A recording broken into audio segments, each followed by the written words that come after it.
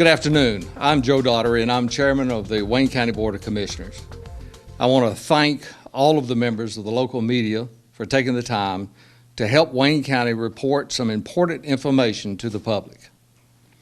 Wayne County is experiencing an historic flooding event as a result of Hurricane Matthew. As a result of this storm, much of the county has experienced power outages, water pressure issues, flash flood damage, wind damage, road washouts, and now rising rivers that are closing major highways and roadways here in our county. I want to express and commend and thank all of the agencies, the departments, and the county and state personnel who have worked tirelessly since both before the storm and since, and that Wayne County has first started feeling the impacts of this dramatic weather event.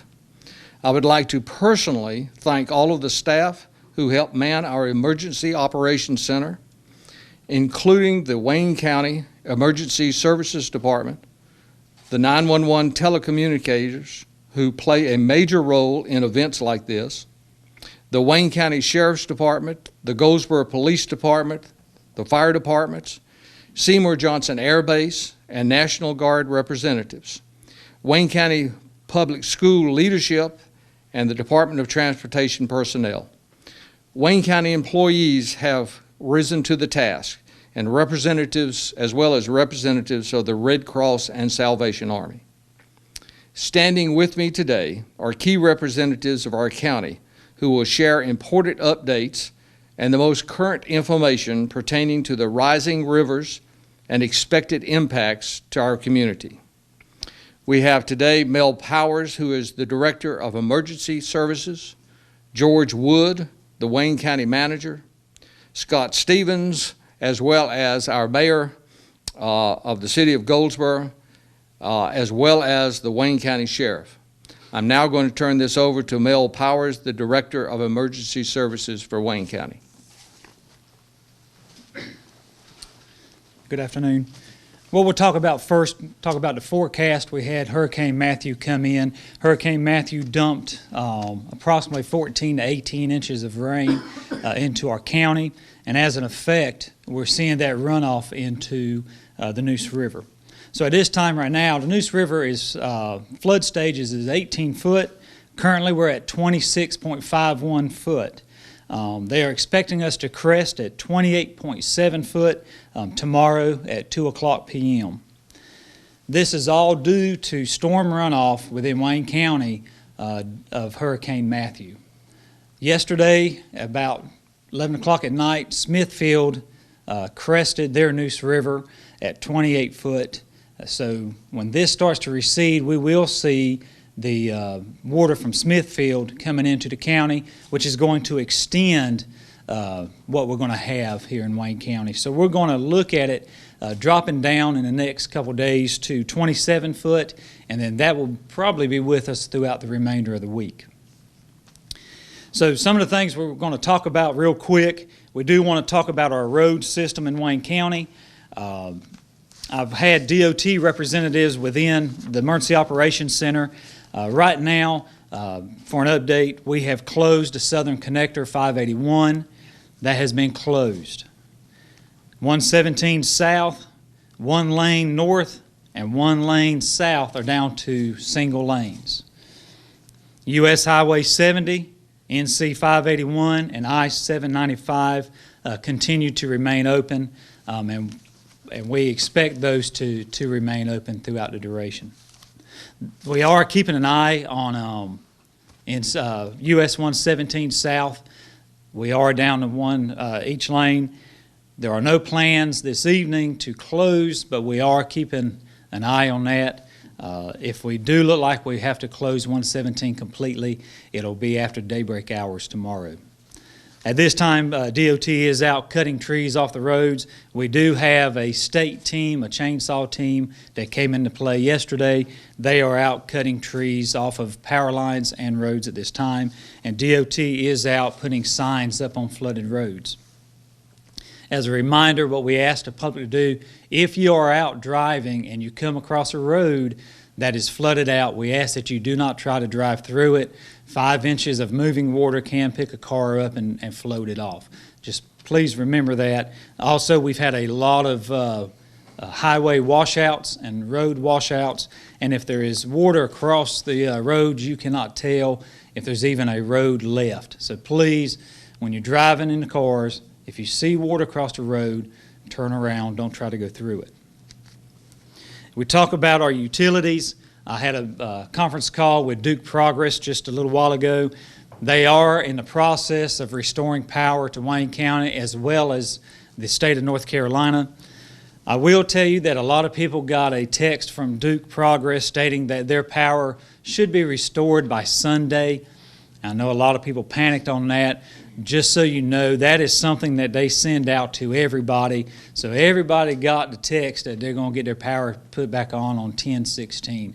Understand that they are working very diligently to get our power back up.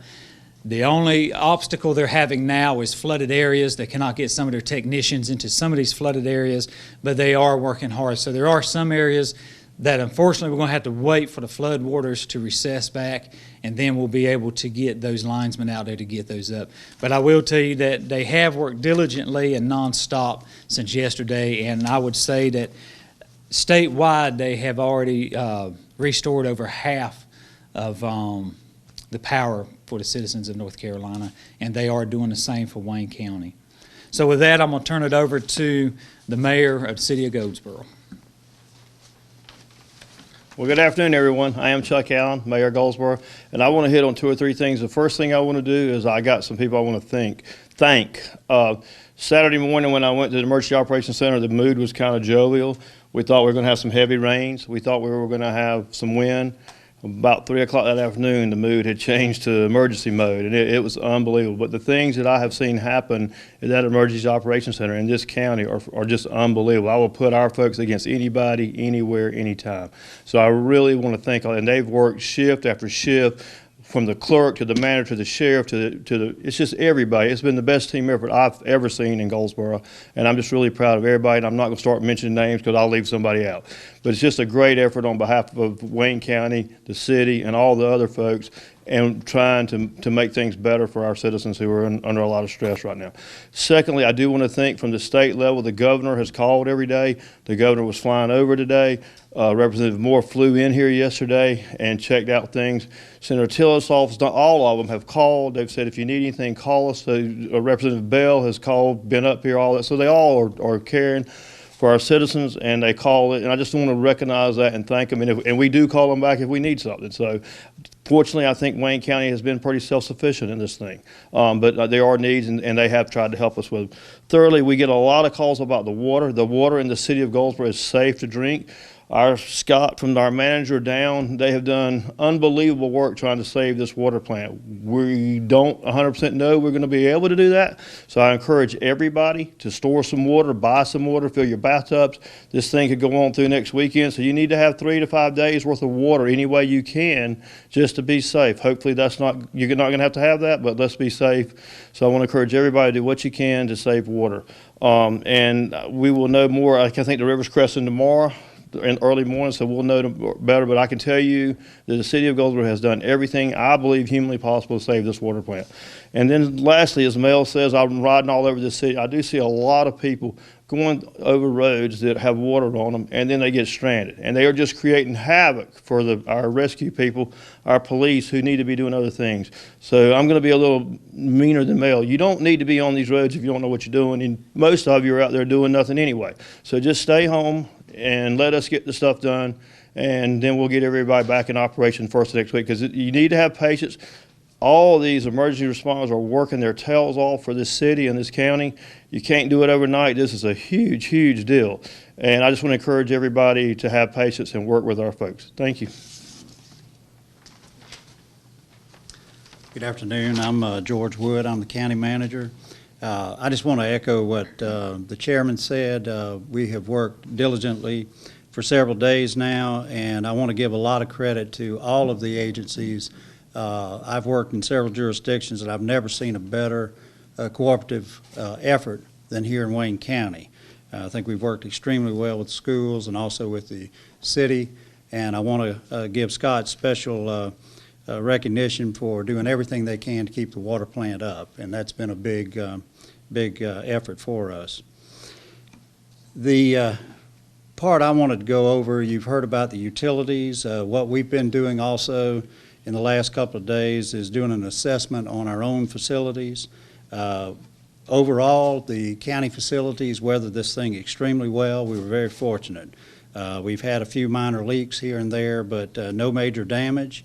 And the biggest issue for us is we have several facilities that are without power, and so that has affected our operations, but we're trying to get back to normal as quickly as possible. Our county office building, which houses DSS and public health, is without power, but they only had minor leaking. I met with both staffs this morning. They're trying to work as well as they can. Also, DSS has another office in the Borden building. It has power and water, so they're able to switch some of their folks over to there. One thing we did do yesterday is notify our employees that those who could make it in, we expected them to be in, except for those south of the river, because we knew if we lost 117, they'd be stranded, and it could be for a prolonged period of time. But that also left us some manpower down in the Mount Olive area to assist down there, and that's what's happening now. So the Borden, as I said, the Borden building is fine. The courthouse annex, this building is fine. The Jeffries building obviously is fine. We have an emergency generator there if we need it, and that is the 911 center and the EOC. Our senior center has no power, but it has sustained no damage. They have closed. We will keep one personnel there during daylight just to direct people if they should walk up. Then we have the Veterans Building, the same as the Senior Center. The libraries, we have made the decision to close those, and we are redirecting their staff to help in the EOC. The jail, we did have a sewer backup at the height of the rain. For those of you who aren't familiar with that, when the flooding came, all the sewer manholes have air vents on them. And so when you get that kind of flooding, that supercharges all the lines, and it's more than the city's wastewater treatment plant can handle. All the sewage starts backing up. And that's what happened with the jail. We've gotten that cleaned up. The jail is still, it's now fully operational and cleaned up. The sheriff's office is fine. The sheriff's annex is fine. The Wayne Net headquarters is fine. Our EMS stations, we are on emergency generators at stations 6, 8, and 9, but they are fully operational. We did evacuate station number 1 in Seven Springs, and as many of you know, Seven Springs is a very low area, so we have evacuated that and relocated it to Elroy Volunteer Fire Station number 2. IT has a small building here. They have no power. The WIC office has no power, and WCDA has no power. The Wayne Center and North Carolina Cooperative Extension are fine, and they're fully operational. In Gateway, the building is fine. They did halt service about 2:30 this afternoon because of the roads, but they will open up in the morning for service at 9:30, and that's both in the city and the rural routes. All 4 emergency shelters remain open. I will say that Mount Olive is exploring the option of getting generators to the old Carver High School. That's a fluid situation, so we have not activated that shelter at this point, but I think they're close to doing that. With that, I think that's a good overview of where we're at on our facilities. Overall, we're in good shape. We're just like everybody else. On some of them, we've got to wait until the power gets restored. But we're trying to keep our offices and our services available to the public as much as possible.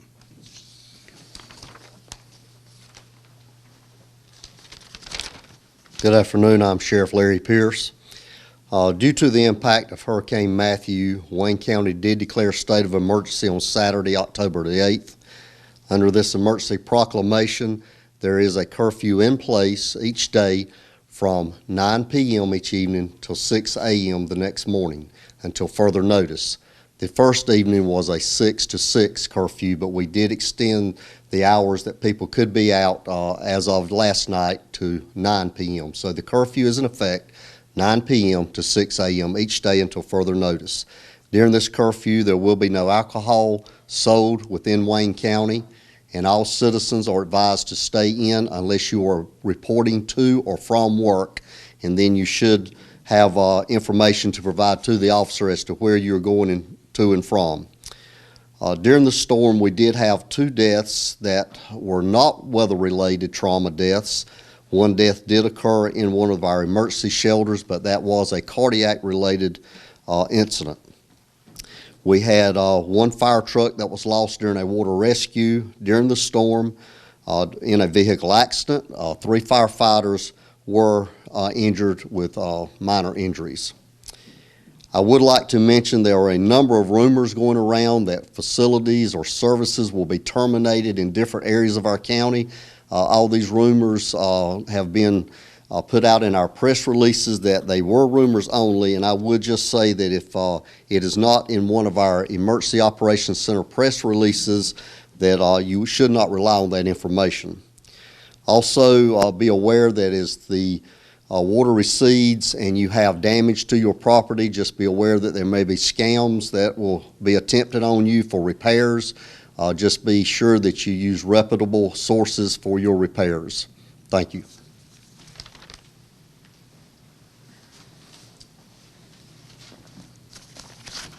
The last thing we'll talk about, and Mr. Wood, County Manager, hit on it just a little bit, is our county shelters. We do have 3 shelters that are actively operating. We have 1 shelter that we will remain as an overflow. Currently, as of 3 o'clock, we had 110 citizens that were housed in our shelters. We have 7 of our citizens that are in a special needs shelter, and then 15 that are in one of our hospice shelters. The 3 public shelters that you can go to is Carver Heights in the city of Goldsboro, Carver Elementary, which is in Mount Olive, and then Eastern Wayne High School, which is within the county. What we do ask you to do with these shelters is, if you feel that you're going to need to leave, if you think that your property is going to be flooded, or you think you'll have difficulties this evening getting out, we ask that you do not wait till the last minute. If you feel that's going to be the need, you need to go ahead and go to the shelters now.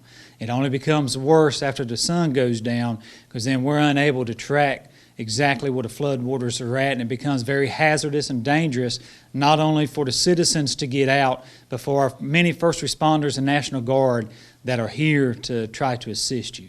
So again, if you feel that you're going to need to get out, now is the time to go ahead and go to a shelter. We also ask at this time, because the state was impacted with this, supplies are very limited. So we do ask that when you come to the shelter, if you can bring a pillow, a blanket, a mat to roll out. We may have a cot for you, we may not. We promise we will have a shelter to keep you out of the weather. But we do ask that if you do come to a shelter, come prepared with a pillow, a blanket, something to lay on, prescription medications, anything like that. Understand that you need to bring that with you. With that, I think that will conclude our press release for today. Can you real quick just touch back on the water we were going Yes. live here on the News Argus on Twitter and some late joiners just as far as the water advisory that came out there? Sure. Sure. Okay. So right now the current Neuse River stage is at 26.51 feet. So just about 26.5 foot. It's going to crest tomorrow at 2 p.m., which means it's going to be at the top level at 28.7. So everybody that was here 17 years ago, Hurricane Floyd was at 28.9. So that should give you a little idea that 28.9, this is 28.7, so we're going to have Floyd-like floods.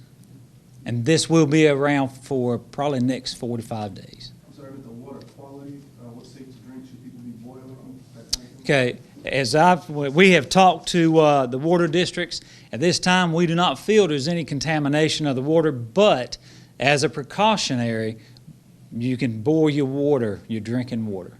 So that is a precaution. So precautionary is to boil your water.